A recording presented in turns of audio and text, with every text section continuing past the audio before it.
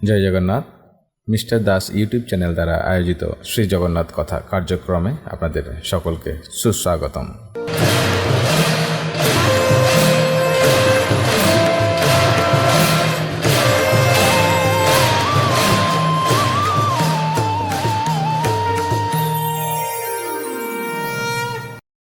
কদাচিৎ কালিন্দী তটবিপিন সঙ্গীত করব মুদাভিরি নারী বদন কমলা স্বাদ মধুপ রমা শম্ভু ব্রহ্মা মরপতি গণেশ চর্চিত পদ জগন্নাথ স্বামী নয়ন পথগামী ভবতু মে।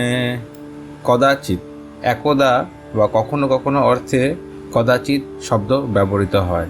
কালিন্দী অর্থাৎ যমুনা, তট যমুনা কূলে থাকা, বিপিন অর্থাৎ অরণ্য, যমুনার তটে থাকা যে অরণ্য অর্থাৎ বৃন্দাবন।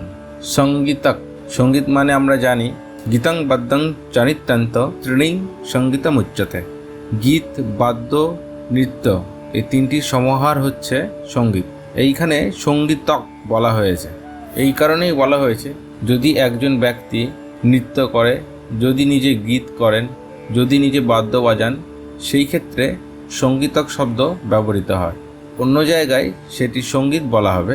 এখানে ভগবান শ্রীকৃষ্ণের দ্বারা গীত, বাদ্য এবং নৃত্য সৃষ্টি হয়েছে। তিনি বংশী বাজাচ্ছেন এবং ত্রিভঙ্গ ছন্দে নৃত্য করছেন এবং নিজে গান করছেন। রব রব মানে হচ্ছে মধুর স্বর। কোকিল যখন ডাকে তখন আমরা তাকে কোকিলের রব বলি, আর যখন কাক ডাকে তখন আমরা রাব বলি।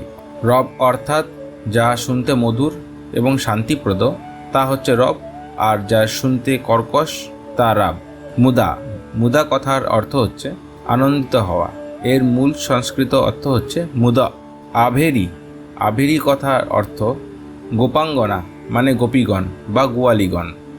নারী বদন কমলা স্বাদ মধুপ, যেই গোয়ালীদের থেকে যে আনন্দ লাভ করে তাদের মুখকমল থেকে মধুপ সদৃশ্য অর্থাৎ ভ্রম সদৃশ্য মধুপান করেন যিনি, সেই শ্রীকৃষ্ণ।